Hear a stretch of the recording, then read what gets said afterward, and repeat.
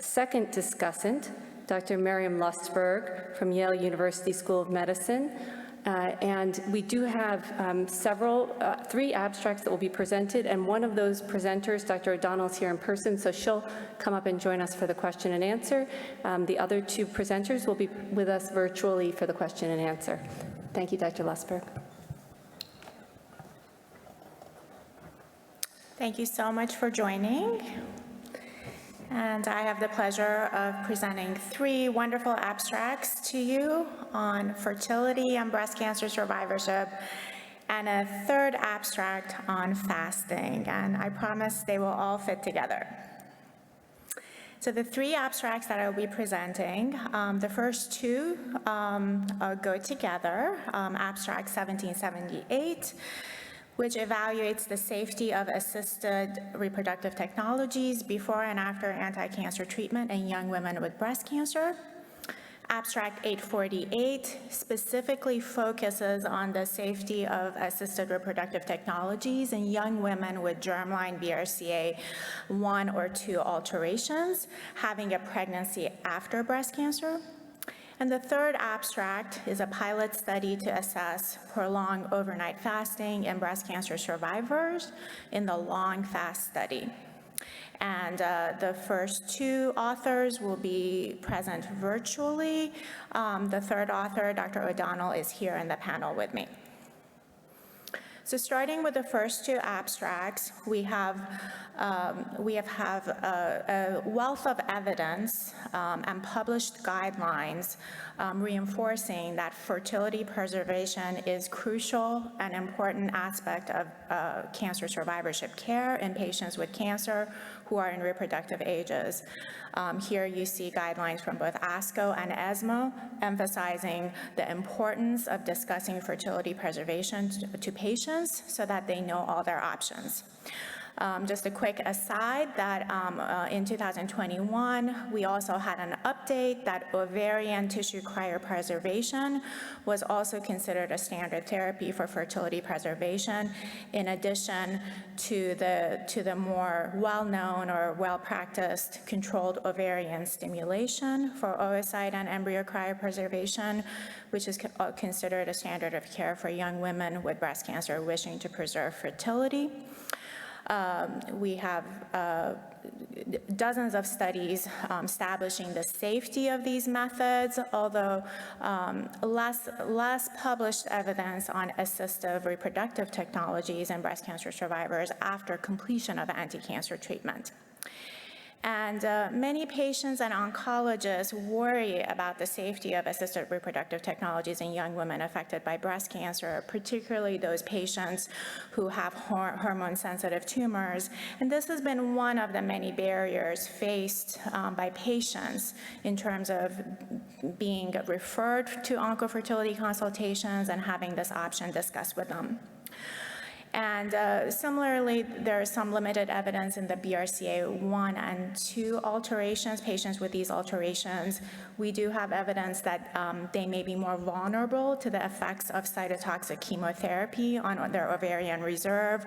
So part of the wonderful work of the two research groups whose abstracts I'll summarize is that they are synthesizing and summarizing the safety data of both controlled ovarian stimulation and assisted reproductive technology by pulling together all the available data that we have in the literature.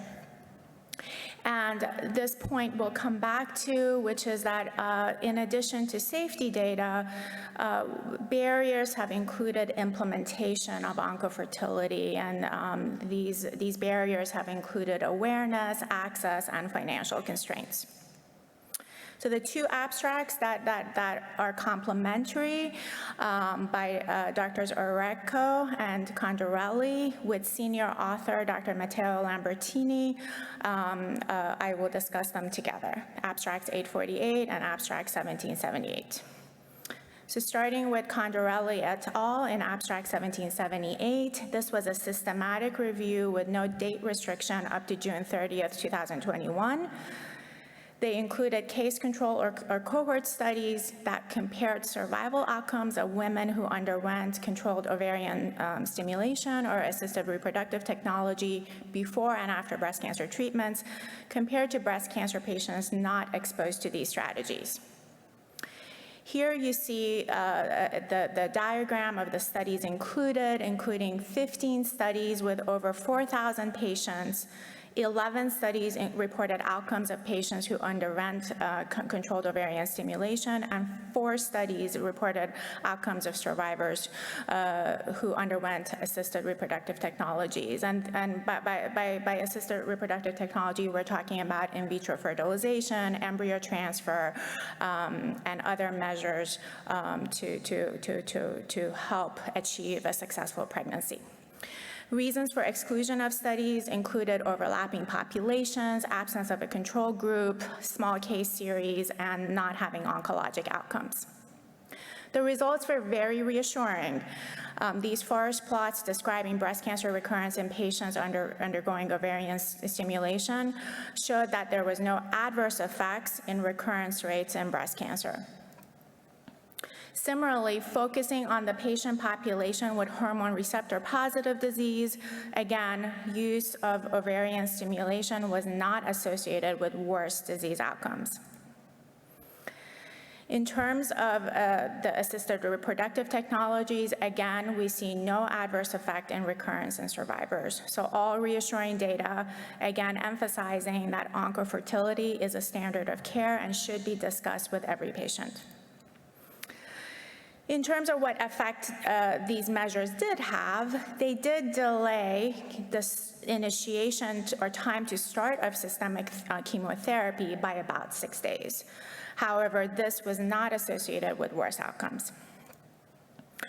So then going on to the second abstract, this abstract specifically focused on outcomes of a cohort of patients with BRCA mutated breast cancer who had a pregnancy after a history of breast cancer, comparing the population of patients who underwent ART to those that became pregnant naturally. The analysis was conducted on a previously published retrospective international multi-center study, and the inclusion criteria are listed here. These were younger women with early stage breast cancer with known BRCA1 or 2 alterations. I have the cohort under investigation here as a reference for you. This was published in the Journal of Clinical Oncology by Lambertini and team in 2021. And the results of that published study showed that looking at the cohort together, patients with BRCA alterations were able to have successful pregnancies that did not impact their disease outcomes, and they had also favorable fetal outcomes. So in this particular abstract submitted to this meeting, the group focused specifically on patients who had been exposed to assisted reproductive technologies to achieve the pregnancy. That was the ART group, small numbers of 22, and compared them to women that were able to achieve the pregnancy naturally without the use of ART, and that was 146. Generally, the ART group tended to be slightly older, with a median age of 33 compared to 30. Otherwise, and they tended to be more likely to be nulliparous at the time of trying a pregnancy. Otherwise, many of the other clinical demographic features were very similar between the two groups. In terms of reproductive outcomes, they were very similar across both groups. You can see the type of assisted reproductive technologies that were attempted, and these included embryo transfer under hormone replacement therapy, use of an oocyte donation in certain patients, and other IVF technologies. Generally, the median time to pregnancy was a little bit longer in the patients in the ART group, and they tended to be a little older at the time of achieving pregnancy, which all makes sense in terms of needing to use those technologies. Otherwise, the pregnancy outcomes were similar between the two groups. In terms of oncologic outcomes, again, we saw no worrisome safety signals in the group undergoing ART group, and in terms of disease-free survival, it was similar to improved in the ART group, which could be a selection bias, but essentially there were no worsening disease-free survival or overall survival or increased death or recurrence between the two groups. The study has been reported in this publication by the group, and I congratulate the team for contributing and synthesizing this data so we have clear data on patients with BRCA1 and 2 alterations. So concluding the two abstracts, we can say based on synthesis of the available data in the literature as well as the published data in the BRCA1 and 2 patients that controlled ovarian stimulation and assisted reproductive technologies does not seem to worsen the prognosis of young women affected by breast cancer, including those with hormone receptor positive disease. Undergoing controlled ovarian stimulation does delay anti-cancer treatment slightly by about 6 days, but this is not associated with worse outcomes. And ART is safe in patients with a history of breast cancer with BRCA1 and 2 alterations. In summary, these findings further support vetted oncofertility guidelines, which should be further reassuring to all patients and oncologists as they consider their reproductive options. Additional conclusions and future steps related to these two abstracts. Implementation will continue to be a huge issue in terms of how we actually implement these guidelines across multiple sites, community setting, academic sites, and globally. Positive study, which I will present in the next slide. The data are still maturing, and this will be an important contribution as we further understand prospectively the effect of endocrine therapy interruption in women with history of hormone receptor positive breast cancer. Issues of access and disparities continue to be an issue that have to be addressed, including financial toxicity of fertility preservation techniques. And additionally, I do want to highlight that these studies focused on women with non-metastatic breast cancer. And as we have a growing number of patients living with metastatic breast cancer, additional oncofertility research and discussions need to be had in patients living with advanced breast cancer. Just wanted to do a shout out to positive study. Multiple international investigators, including Dr. Partridge and Dr. Ruddy, is also involved with this study. And the initial demographic and baseline data were just recently published. And I think this study will be a really important contribution as we further understand prospectively the effect of pregnancy and endocrine therapy interruption in women with breast cancer. Before I close this first two abstracts, I do want to dedicate this session to my patient, Lindsay Gianoble, who her family has given me permission to share her story here. She was a young woman who was diagnosed with breast cancer in her late 20s. She subsequently progressed to metastatic breast cancer, and more than anything, she wanted to have a child. And we had done oocyte preservation and embryo cryopreservation, and due to her metastatic disease, which was doing well at the time, a surrogate was used, and there's a beautiful boy who's 8 years old now. So it's important that all our patients know their options. Moving on to the third abstract, which is a pilot study to assess prolonged overnight fasting in breast cancer survivors, the Longfast study. The background to this study is that there is extensive data in rodents that prolonged fasting during the sleep phase may positively improve cancer outcomes in mice. The mechanism may be related to reduced inflammation, improved glycemic control, and other proliferative pathways. A number of retrospective studies have been analyzed, including the NHANES data, which showed that prolonged nighttime fasting was associated with decreased glucose. And another study, which I will present in the next slide, actually showed that that nighttime fasting may be associated with improved breast cancer outcomes. So this was the Well study by Maryam et al., which was published in JAMA Oncology. And data were collected from over 2,000 women with breast cancer, without diabetes, and who had been participating in the Women's Healthy Eating and Living Study. And by recall data, patients were asked how long their nighttime fast was, and it investigated what the duration, whether the duration of nighttime fasting actually predicted recurrence and mortality. The most positive finding of the study was that breast cancer events, at shorter nighttime fasting was associated with increased breast cancer events, and a greater nighttime fasting was associated with better outcomes. There was no significant effect on breast cancer-specific mortality or all-cause mortality in this study, but this was compelling data, retrospectively, that nighttime fasting may positively outcome breast cancer recurrence rates. So in the Longfast study, the investigators designed a single-arm pilot study to evaluate the feasibility of fasting for 13 hours overnight for 12 weeks among women with a history of early-stage breast cancer. Baseline and end-of-study assessments included body mass index, quality of life, mood, fatigue, physical activity, and blood biomarkers. The primary aim was feasibility, defined as greater than 60% of participants documenting fasting for 13 hours on at least 70% of nights during the study. Early-stage breast cancer patients who had completed adjuvant or neoadjuvant chemotherapy, radiation, or surgery for at least 6 months prior to registration to the study were considered eligible. You can see the patient characteristics, pretty standard. Median age was in the late 50s. The majority of the patients were either overweight or obese, mostly a white population.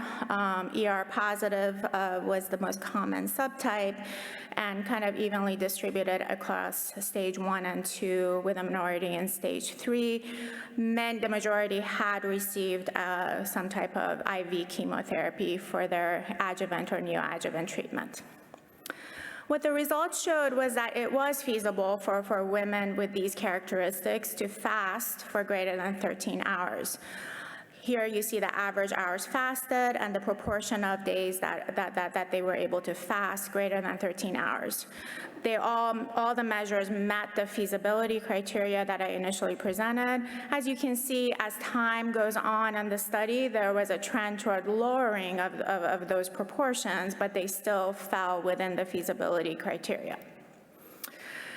In terms of body mass index, there was a modest decrease in body mass index from 26 to 25. However, other measures of glycemic control or lipid profile or anti-inflammatory markers were not significantly different with time across the 12 weeks in this small study, which was a feasibility study.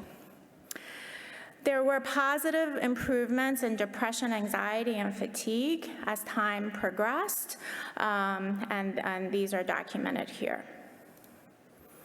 So caveats and conclusions on this abstract: it is feasible, based on this early study, to implement prolonged overnight fasting post-breast cancer treatment for 12 weeks. There was a modest decrease in BMI and improvement in anxiety, depression, and fatigue, although some of this could be that patients are further along from their initial treatment, and these things may have improved regardless. Unclear what, to me, and our primary author may be able to answer, is what training and support patients actually had for the intervention. I also did not see actual caloric intake being displayed, and I'm not sure if it was tracked. It was a non-randomized study, understandably, since it was a feasibility study. The diversity of the sample population was low, and the results are interesting, and certainly additional studies are needed based on these feasibility data.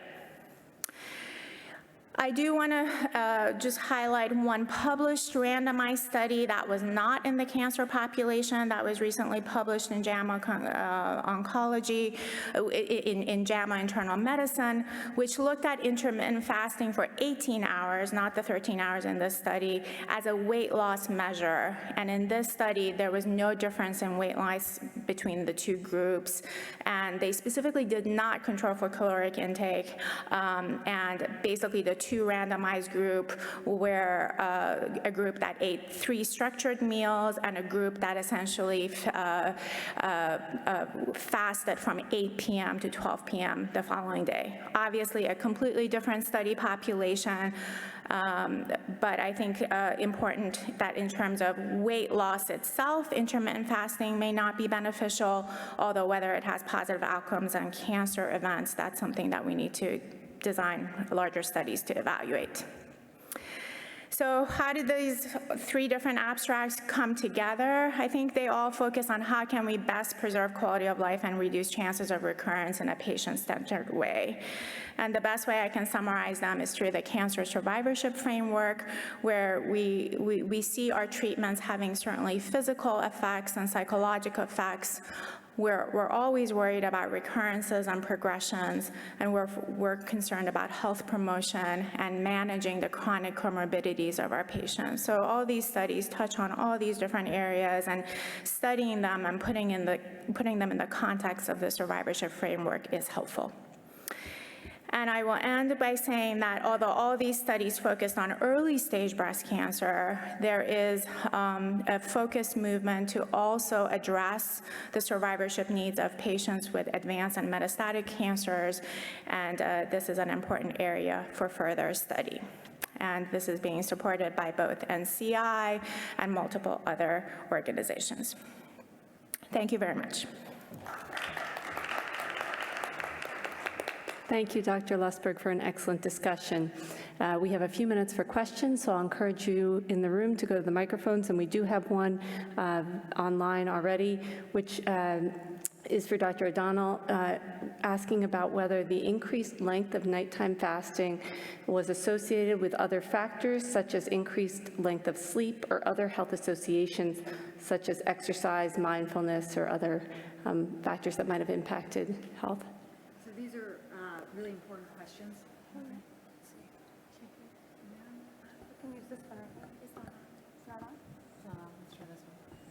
I think this one is on. Thank you. So these are really important questions, and just to get at some of the questions asked during the presentation. So as with the randomized study that was shown, this was there were no dietary restraints in this. The counseling was done. I saw all 40 patients and performed counseling for each of them and instructions on how to fast, and data was collected through logs. We did survey patients on using the Golden Leisure Time exercise questionnaire. We did not see statistically significant changes in activities. And we did not, unfortunately, record sleep. I think sleep is a really important consideration, in terms of how we eat and the time of eating. That can certainly impact sleep quality. We know that also impacts cortisol levels and glucose control. Thank you. We'll go to the microphone. Hi, Dr. Walker, Henry Ford Hospital. So you did answer some of my questions just a minute ago. Since you didn't restrict calories, did you do any instruction on more of a plant-based diet, or did you assess the microbiome?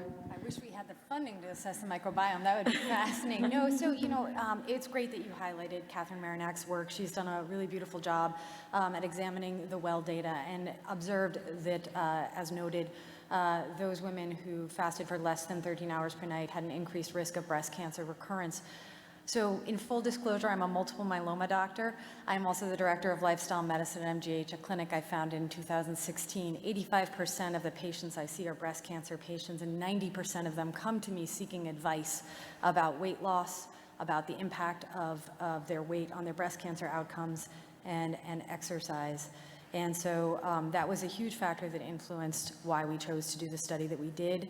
Using Dr. Marinak's observation, we thought that was a good starting point for feasible and doable interventions that people could potentially sustain.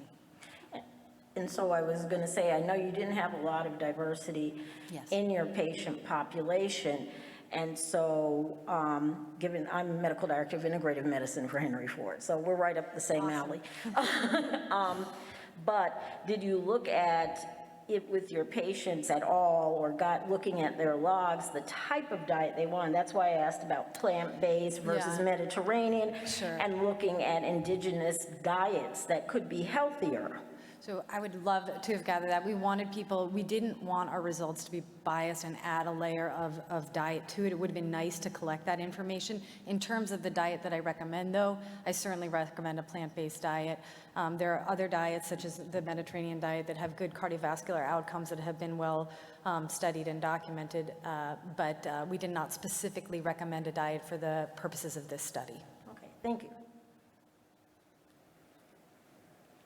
Hi there, thank you so much for the wonderful presentations. My question is directed to the authors of the first two abstracts discussing assisted reproductive technology.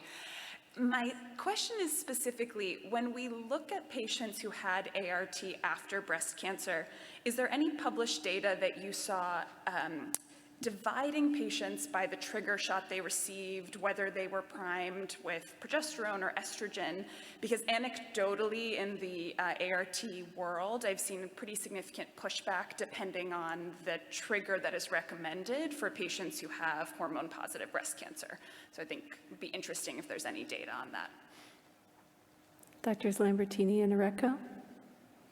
Thanks a lot for your question. Thanks for the discussion and for letting us connect in online.